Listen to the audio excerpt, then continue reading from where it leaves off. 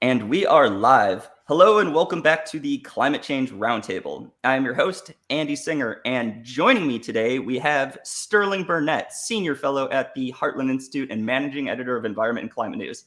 How are you, Sterling? Doing well, doing well. Yeah, and Linnea Lugan, Research Fellow at the Heartland Institute. Linnea, how's your day going? You're muted. Sorry, it's going well, but I think today we're a triangle table, not a round table. I know, you're right. I should have remade our graphics and called it the climate change triangle. But yeah, so today we're getting together because last week was the Super Bowl, the biggest event in all of sports, like without a doubt. And if there's one thing that was glaringly obvious to anyone that watched the Super Bowl this year, it was that electric vehicles and the ideals behind climate change were bigger than ever. Every single commercial, again and again and again, it was electric vehicle, electric vehicle, electric vehicle. And I'm sitting there watching, and I'm like, is anyone going to advertise an actual conventional combustible engine? Yeah. And the answer to that is no. So did you both watch the Super Bowl? I did. Yes. And you'd think from the advertising you just described that the car companies had completely abandoned the internal combustion engine, right? That they didn't make these things anymore, and that if you went into your lots, you'd only find electric vehicles. What's interesting is that electric vehicles across all car companies, you pick your car company, pick all those ads, they make up what, 2% of vehicle sales? Maybe 5%. Maybe they've gone up to 5%. Yeah. You wouldn't know that from these ads. You'd think everybody was rushing out to plug in, and that's just not the case. They absolutely made it seem like electric vehicles, they're not the future, they're the present. They're here. Which is a ludicrous proposition. I have the figures here. So 6.5 million electric vehicles were sold in 2021. Guess what percentage of the United States made up that 6.5 million? Like, did we buy 50% of them? Did we buy 80%? Just take your wildest guess. 11. We bought. I was going to say 10%. Yeah. Okay. We purchased 4% of all new electric vehicle sales in 2021. We are 4% of the global market. And they were pretending during the Super Bowl that that electric vehicles are right here and everyone wants one, which is absurd. And the question is, you say 6 million worldwide. 6.5 million electric vehicles worldwide. I'm guessing most of those were sold in China. Correct. Or India. Yep. Yeah. I don't have that in front of me, but it is electrification. China. But my question there is, out of how many worldwide vehicles sold does that make, even in China? That I don't have in front of me, but out of all vehicle sales, I'm going to guess the 6.5 EVs were less than 1%. 10%. Less than 1? Are you going at? Less than 1% worldwide. I think that's a fair assumption. I mean, let's face it. They were 4% in the U.S., right? The U.S. made up 4% of those. Correct. We bought 535,000 of them. Okay, and that's not. That's what 2 to 5% of vehicle sales in the U.S. alone, and we're the biggest. So it's almost nothing. Yeah, correct. But now, again, like the Super Bowl made it seem like it was everything. So I have a chart here I want to show that shows the number of commercials that were dedicated to climate change or climate-related issues in this Super Bowl versus the past. And it shows you just how much of the event they dedicated to this. So as you can see here, it's got commercials on electric vehicles or fuel efficiency, sustainability, food in the way that it's like, sustainable, like produced food and stuff, clean energy, or finance organizations working within climate change, which is essentially ESG scores. And you can see that it literally doubled this year. So this year they went down on climate change more than they ever have before. Linnea, do you think that this is to a degree the NFL or maybe NBC trying to give off the impression that, we're despite the fact that we have these athletes that are actually like horrible people behind the scenes, we care, like we're trying to advance the future and with green energy and be this caring organization? Well, I don't actually know how the selection process for which ads get shown during the Super Bowl work. But I wouldn't doubt that at all. I mean, obviously, but it's the same type of people who produce these commercials and run these corporations that are pushing this stuff. It's the same type of people who are in the NFL. So it's really kind of it doesn't matter who is directly trying to Yeah. virtue signal with it, because they all are. Yeah. Now, one thing I found funny, and Sterling, I want your opinion on this, but the other major new, sector of the economy that was being advertised is cryptocurrency. And for anyone that knows how cryptocurrency is managed energy-wise, it is incredibly energy intensive. You don't use less energy going to cryptocurrency than traditional currency. Well, it's just like Amazon or Google or Microsoft or anybody with these, we're going to be green energy. We're only going to buy from wind and solar. We know that's not true. Yeah. Because they have these enormous server farms that do nothing but suck energy, both for the servers themselves and for the air conditioning units. They have to keep running 24 hours a day so the units don't overheat and destroy your internet experience. So we know they're not getting any solar at night. Yeah, right. We know they're not getting any wind when the wind don't blow. And there's not a battery farm big enough to run one of these server farms. Mm-hmm. So we know they're buying fossil fuel energy. Yeah. They may be paying for enough universe to make up for it, but what they aren't running on is that wind and solar. Absolutely. And I want to go back to something you said. You asked Linnea whether it was just virtue signaling or what it was. I think it's just a reflection of where we are with the corporate media today. Yeah. Look, you can't look at any major news outlet today and not find at least one story on the so-called climate crisis. Maybe Fox News won't have one, but you certainly can't find it on CNN. You won't go to the New York Times and not find a story. Washington Post, you're going to find a climate story. Yep. Almost every major media outlet covers climate every day, as if it's the most and they say it is the most important thing. So the point is, what's going on in the Super Bowl is a reflection of the wider media coverage at large, where they've decided this is our story for the 21st century. Agreed. Now, Linnea, what do you think? Do you think that these commercials are, in a way, it's almost like propaganda? And we're going to go past just electric vehicles in the Super Bowl and into the entertainment industry as whole. But do you think that the amount of electric vehicle commercials they had during the Super Bowl convinced people that this is the present and this is the future? Or do you think it more woke a lot of people up to, like, wait a minute, what's going on here? Like, what we're seeing on TV is disconnected from reality.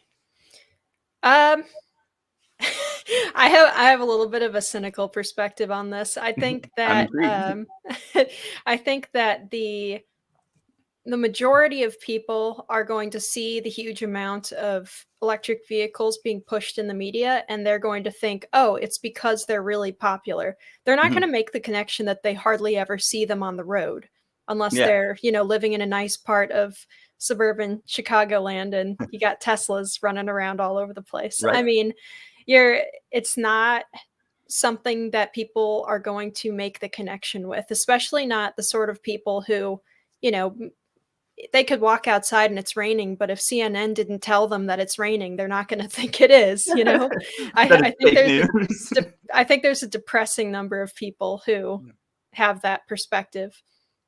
Sterling, do you take a cynical view on this too? Well, I think it's in part to convince people that they're viable, and to increase. I mean, they want to increase sales of these things. Don't get me wrong. They want to increase it in part because they're looking at looming government regulation, and they want to be able to comply with that government regulation, right? Yeah. But where the rubber hits the road, literally, with electric vehicles, is when these people see these ads and think, boy, I'm going to go out and get me a good old electric pickup truck or car. So they go to their lot and there's none on there. Yeah. Or there are some on there and they cost a lot more than your conventional vehicle. And they say, well, maybe I'll put that off until the next purchase when they're cheaper. And, when they drive around and they say, well, I see that gas station, but what am I supposed to do? I go charge my, God, I got this new Ford truck. It's supposed to get pretty good mileage, right? On its charge. but I'm pretty far away from the house. Where am I going to charge this sucker? Well, that's actually a great point. I wanted to get to that. So I'm going to pull up a map here that shows the distribution of electric vehicle charging stations across the United States. And you can see that, sure, if you're in California, you're fairly well covered. And I didn't send you guys this information beforehand, but I actually did a video on California electric vehicle sales a while ago. 20% of the people that buy electric vehicles in California return them in a short period of time because they're impossible to charge. Like if you're in a home and all you have is a level 1 charging station, there's 3 levels of charging stations for electric vehicles, 1, 2, and 3. Level 1 is basically just, when you plug anything into the wall. Level 2 would be your washing machine or your dryer. They're a little stronger. And then level 3 would be like one of the Tesla, super fast chargers. You can't even charge your entire battery overnight with a level 1 charging station. So if you watch the Super Bowl and you go out and buy an electric car and then you bring it home and you're like, all right, I'm going to charge it up. I'm going to go drive tomorrow. And you're like, wait, I can get 30 miles away. Like what's going on here? It's even worse in California because when you have 2 or 3 days of rolling blackouts, you can't charge your car, not overnight, not over extended periods of days. And so you have to call into work, which, may make some people pretty happy, but you have to call into work, say, hey, can't make it in today because my car didn't charge. Now that's an excuse that you can only have in the 21st, after 2017 in the 21st century. That never existed before. We're creating new excuses not to show up to work. My car didn't charge. I could come in yesterday when I had a reliable vehicle, but I decided to make the plunge, spend all my money, and realize I can't actually get exactly. anywhere. You gave me that bonus, and with that bonus, I can no longer work because I can't get in. Yeah. But it's you pointed out that's in California where they have the greatest number of charging stations, but it still doesn't tell the real story. I don't know how many, looking at that, and maybe you can blow it up, how many charging stations they are and where they're located. But even in those big red zones, which I take it is more intense and tells you how many, I'll wager, a lot of these are slow charging stations. We've got charging stations in Dallas. You see the little blue here. Yeah. And they're at theaters, right? You go to the movie and they've got 2 slots, 2 spaces now set aside for electric vehicles where you can pull in, park, and charge, right? It's specified for your electric vehicles. But they ain't fast charging stations. So if, you may come out and it's boosted your mileage 5%. You can get home. Yeah, you can get home. Because they're not the super fast ones because the theater or the electric company is paying for that. And sadly, if the nation is like Dallas during the pandemic, some of these theaters have never come back. So that data may be old. Yeah. You've got charging stations that no one will use because they're in an empty parking lot in an abandoned theater in Dallas. Yeah. And so another thing is that we were talking about California and just how they have the most charging stations. Now, California does not have the most reliable energy grid in the world. Renee, I'm sure you can speak to that. This is my absolute favorite part of the whole electric vehicle push. Yep. So here we are in a position where world leaders, our governments are telling us that we use too much electricity, we use too much energy. We're going to have to get used to using less. We're going to have to reduce it. And at the same time, they go and they say, okay, well, combustion engines are bad. You can't use like a gas-powered lawnmower in some parts of California, and maybe even the whole state now. You can't use a gas-powered leaf blower or hedge trimmer or any of that. They've banned those in new homes. You're not allowed to put in a gas stove. It's all electric. And they're changing their grid to rely more on wind and solar, which are intermittent. Yep. And we don't have grid scale battery storage that's reliable for it. So they're piling on their grid and encouraging people to use more and more electricity. Mm-hmm. And it's so counterintuitive to what they claim they want to do. It just blows my mind. It's hilarious. They're taking an electric grid that was designed by engineers and replacing it with one designed by politicians, very few, if any, of whom are engineers. Sounds like they make their grid less reliable. And then they encourage ever greater parts of their economy and households to rely on the electric grid for power. As Linnea pointed out, they passed laws banning new sales of gas lawnmowers, Yep. Leaf blowers, hedge trimmers. It's got to go all electric. They're want zero emission cars, so they got to be all electric. Yep. They don't want natural gas for stoves or furnaces or heating systems or water systems, so they've got to be all electric. So they're exponentially increasing demand just through law. Like I said, they don't know anything about engineering. They don't know anything about what this is going to do, but by God, they feel good about it. And so that they're exponentially increasing the demand for electricity as they are decreasing the supply and the reliability of their electric grid. That is bound. I mean, that is a recipe for even greater disaster than they already experience. Oh, yeah, no, 100% agreed. And actually, our colleague who's normally on this broadcast, Anthony Watts, put out an article about California requesting their citizens don't charge their electric vehicles during peak hours. So I'll pull up the article here. But California's the California energy grid, the people that manage it, essentially said, don't charge your electric vehicles from the end of the standard workday until, say, midnight. Charge it during off hours. But what that means then is that you buy this electric car, which if you have a low-level charging station, will take all day to even, charge a little bit. But you're not allowed to charge it when you get home from work. So, maybe wake up at 3 a.m. and plug your car in, hopefully so you can get to work. And the reason is because, as you say, Sterling, these politicians decided that we're going to move away from reliable forms of energy to intermittent and unreliable forms that can't sustain the whole grid. So they're both pushing electric vehicles on people and then making it so the grid actually can't support them and telling people don't charge your car. Yeah, it's ridiculous. Which is in effect saying don't go to work. Yes, that is exactly what it's saying. But to a degree, and my suspicion is they will soon at government agencies in California have to issue exemptions for their employees who don't go to work because they bought into the electric vehicles. It's like, you've created this. I'm a unionized government worker. I'm not going to pay when my vacation runs out or my sick days run out and I can't make it to work because I'm using the electric vehicle you wanted me to use. Yeah, but at least you can pat yourself on the back and say, I'm helping for whatever's that worth. Well, helping what's the question? Oh, I mean, nothing realistically, but if that's your frame of reference, you think you're saving the world. And this is something that I think maybe the politicians at the state level at California aren't aware of these contradictions and the problem that this is going to cause. But I think that the people who push it at places like the World Economic Forum know, and that they've run the numbers, and that they honestly don't want as many people on the road. They don't want people traveling as much. They want you to stay home and order stuff. And I think that they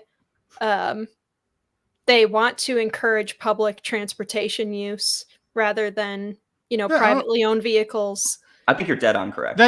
You're right. They do. They want you to live simpler lifestyles so they continue to live in luxury without interference.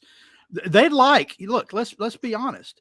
These politicians and celebrities would like to fly along the West Coast Highway and not have any traffic jams. Right. They want to be able to move, man. They want to get on airplanes and not have them be crowded. They don't want crying babies. They want people with crying babies to stay at home. Oh, yeah. Huddle in the dark under a blanket during the winter and using a handheld fan to cool themselves in the summer while they soak up all that energy. Handheld fan for their air conditioning. You're talking about the kind where you fan yourself. Well, hand fans. They don't want you using electric fans. You can't use that. That'll sink the power system. So, they want you. They don't care about the good of average people. Yeah, I agree. They bemoan. They go to awards ceremonies. And they say, "Oh, we care about the people in the third world. We want to help people." The electric vehicle thing, batteries are the biggest proof that they are as misanthropic as any generation of people in history, as any segment of people in history. Well, we should go further into that. Are enslaving and killing people for their fetish. That's exactly what I think we should go into. So you sent me an article that showed, first, these batteries, they involve rare earth minerals that are not mined in the United States. We have one mine in California that brings about 15% of the global supply. Rare earths and other critical minerals. So like let me bring up this article that kind of shows where this comes from, and I want you to comment on it. So one moment. But yeah, to a degree, just here, 1 second. Sorry, it's hard to do this at the same time. So the companies that were sued were Apple and Microsoft, but that's just a small example that describes how these rare earth minerals or other rare elements are acquired that go into electric vehicles and green energy and all of that sort of thing. Yeah, that's a child miner in the Democratic Republic of Congo. Yes. The Guardian ran an expose article on child and slave labor in the Congo. And by the way, at these mines, often they're run by local militias. So you've got guards standing around with AK-47s. I've seen some pictures of that. Yeah. Making sure that you say it worked, by God. The same is going on in China with the Uyghurs.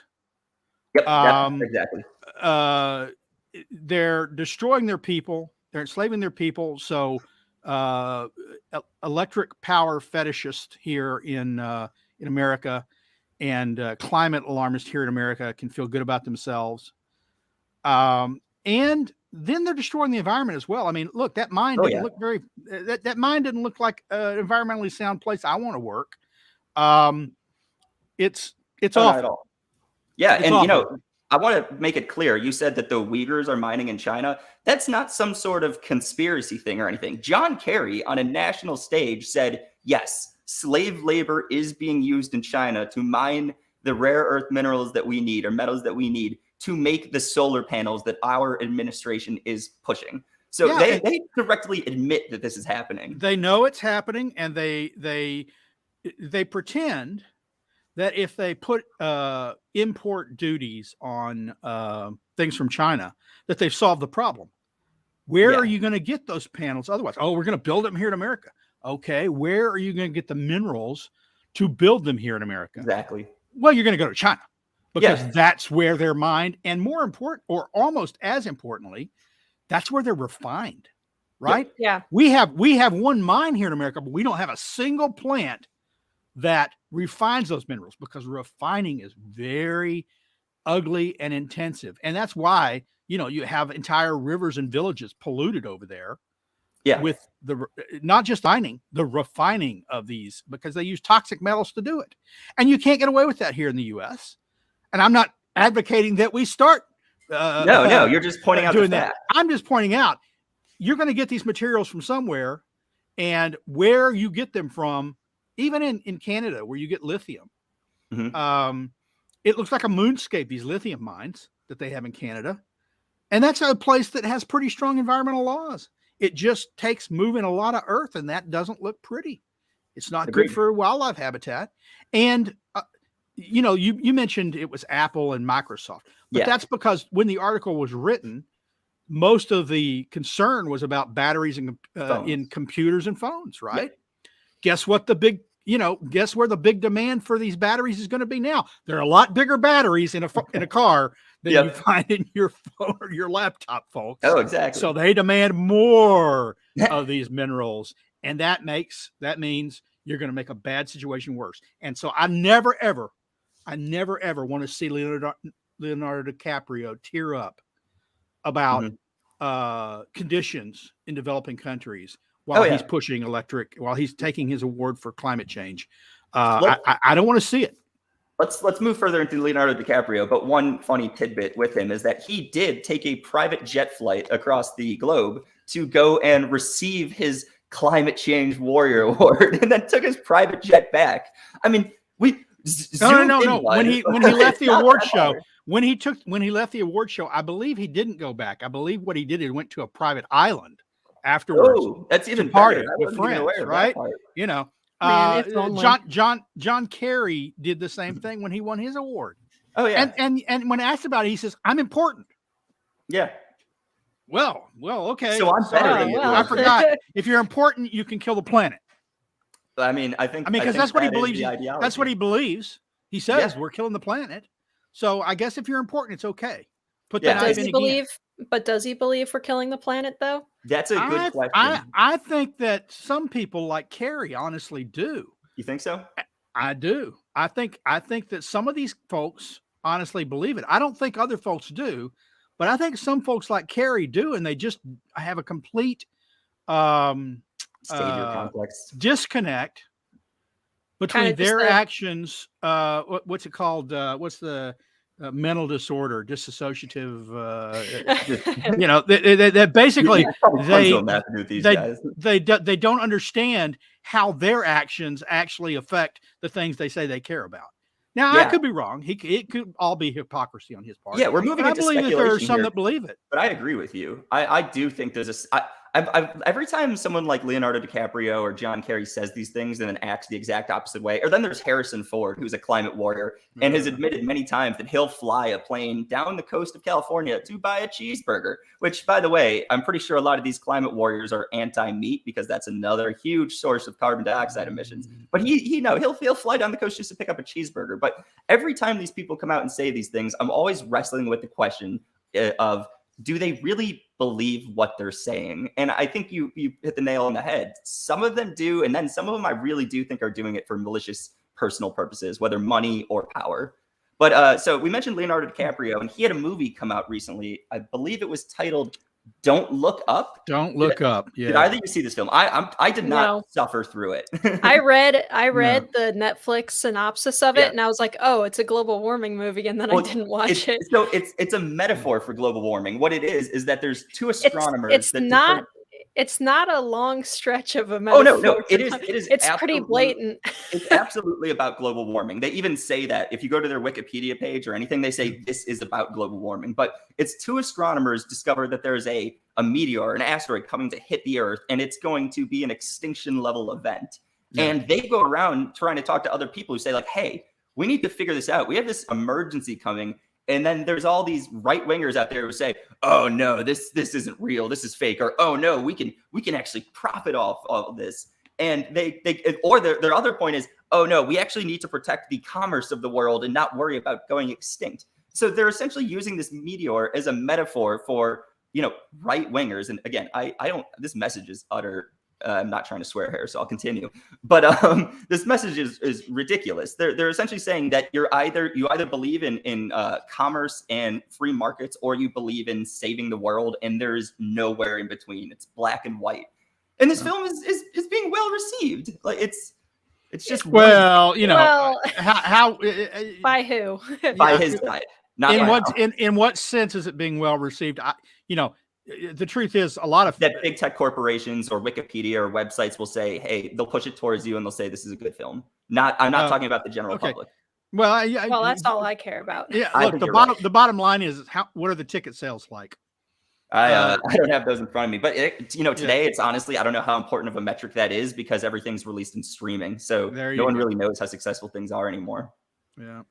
But yeah, so I mean, we're running low on time here, but this is just one film, and I'm going to name a few more before we cut off. But Avatar came out back in 2009, and Avatar was about, Avatar was one of the most beautiful films I've ever seen. But fantastic. The entire plot of it was horrible. It was just like, oh, climate change and environmental, or bad people ruin the Earth. Hey, you know what? Yeah. The first time I saw Pocahontas, I liked it, I personally was not a big fan of Avatar. I did not like Pocahontas in space. Did you see it in 3D? Yeah, I saw it in IMAX. Okay. Because if you didn't see it in 3D, then of course you didn't like it. Pocahontas in space. I love that. I saw it in IMAX. I wish I thought of that. It's yeah. I never saw it again after I saw it twice in theaters or whatever, because everyone wanted to go see it and everyone was making a big deal out of it, and I just didn't understand why it was that big of a deal. I'm gonna go see the next one. I'm gonna be honest. I'm putting my ideals to the side. Let's be clear.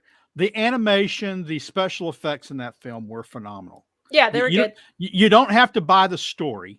You don't have to think the story in a movie is good to admire the technical and special effects details that went into it. True. You know, I do watch. I may never watch Avatar 2 or whatever, but I watch the dinosaur films, the Jurassic Park, and you know, even when they get on their high horse, I just sort of say, you know, grit my teeth and say, but that Tyrannosaurus Rex looks really cool. Yeah. You know? I mean, I'm on your side. Can you I'm eat that guy first? Please eat that guy first. Right. But yeah, no, so, and just you know, briefly a few more. There was the movie Snowpiercer that came out in 2013 starring Chris Evans. He's Captain America. To be honest, I actually really liked that film, but it was about humanity ruining the environment again. And it's a whole TV series. It's a TV series too. I haven't seen the TV series, but we decided to try to block the sun and geoengineer our environment, and it backfired and led to the worst ice age in history. So that one actually kind of mirrors Bill, or what's his name? Gates, the guy that started Microsoft. Bill Gates. Bill Gates. But then they, this train that's going around the Earth at tremendous speeds. Yep. I take it's nuclear, because who's out there shoveling coal or adding fuel? How long can those things go, right? And tracks don't break. Who's going to go out? I know. It's supposed to be the willful suspension of disbelief. Mine only stretches so far. Yeah. But yeah, and then I'll just keep this brief. In video games, this game came out recently called Battlefield 2042. Fortunately, it bombed, but it basically made the entire basis of global conflict climate change. And then this company actually came out and made a statement that said, "Oh, we're not actually taking a stance. We're just doing this to give us a reason for global war," which means directly that you are taking a stance. But nice job trying to walk it back, EA. And then talk shows. Go Sterling. You got something? Well, look, there's not a good video game in the market that doesn't involve killing Nazis or zombies. You have to be killing monsters or zombies or Nazis to be a good video game, except for the video games that I think are actually encouraging, which are these games where you're building entire civilizations, right?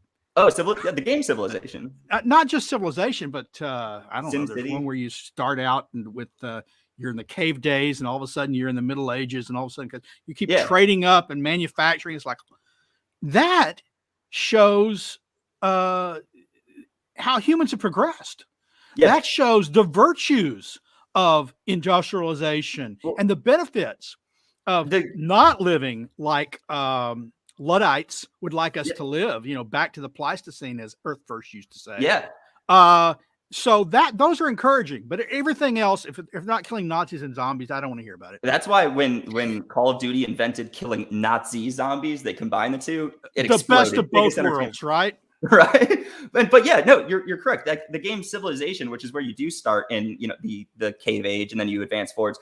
When you found oil in that game, or when you found uranium, it meant that your civilization was going to fly by everyone. So it actually, to a degree, showed the values of traditional forms of energy. It's not like you built a wind farm in that game and suddenly you were going to bomb China and win. No, what you needed was oil. Yeah. What you needed was uranium.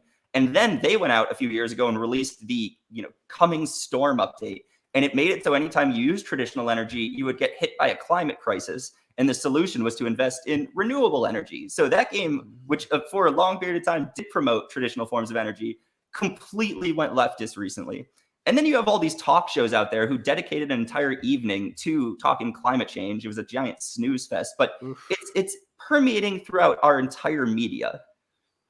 And the Super Bowl was an example of it. It's getting hard for them, though. All those talk shows on all those channels held their climate night. And I've got 300 channels and streaming services, and movie channels. And so, how hard it was for me to avoid every major outlet, CBS, ABC, NBC, PBS, CNN. God, it was hard to avoid those guys with only 300 other choices. They've got trouble getting their message out because you can find entertainment in a lot of places now you couldn't find it before. When there were only 5 channels or 6 channels like I had growing up. Yeah, I hate to admit. If they did something like that, you're stuck with it. then. Yeah. No, you're right. We have more choices out there right now, and that freedom of choice is one of the tactics that we have to push back. But when these big tech companies are working with the government, which they are, and the government, and this is Jen Psaki said that the government tells these big tech companies what messages they want put out there. So it's not exactly like it's a free market sort of situation or a level playing field. Yeah. It is a problem. But overall, I do think the Super Bowl, it did notify many people that some people may think electric vehicles are the future or are the present. Other people said there's a difference here. This isn't representative of what society actually is. Well, ask yourself this. So they ran these ads during the Super Bowl, a football game. Yeah. I think there's a reason why football attendance and ratings dropped off dramatically the couple of years before that and stayed down for a couple of years. And that's because the main audience for football aren't anti-American liberal protesters. You're right. It's red meat, have a beer, and they got turned off, and they turned it off. I agree. So is the message, the high-tech elite message of electric vehicles, really going to reach the core audience of the Super Bowl? Well, I'm unconvinced. Agreed. Linnea, do you have any closing arguments or statements before we end for the day? No, not really. Though in the comments we've got some good comments coming up. Someone said that in her community, many wooded and farmlands are being developed for high density living. The community residents have voted against this and have protested to no avail. And that's something that, World Economic Forum has promoted as well. Maybe not necessarily taking down forested areas, but certainly reclaiming suburbs and trying to turn them into high density living areas. Yeah. So it's all just going towards the same, creepy Great Reset idea. Agreed. And I have a little conspiracy theory. I think it's General Motors has been paid $8.2 billion in government subsidies since the year 2000. If the Biden administration is like, hey, we want you to put out some ads about electric vehicles, and they're like, don't worry, the subsidies will keep coming. General Motors is going to be like, all right, it's $7 million for a commercial versus $8.2 billion in subsidies. We're in. Yeah. I think there's a high chance that this isn't even coming from companies, that it could be coming directly from the top. But outside of that, I do want to thank everyone for joining us today. We do these every Friday at noon. We try to post these a bit early so you get a chance to come here, but definitely subscribe to our YouTube channel. It really helps us. Plus, you'll never miss a live discussion. Leave your comments and questions while we go live. As Linnea just did, we will address them and answer them to the best of our ability while we're going. Outside of that, Sterling, Linnea, let's just say goodbye to the good people. Have a good weekend. All right. Thanks for coming. All right. And tune in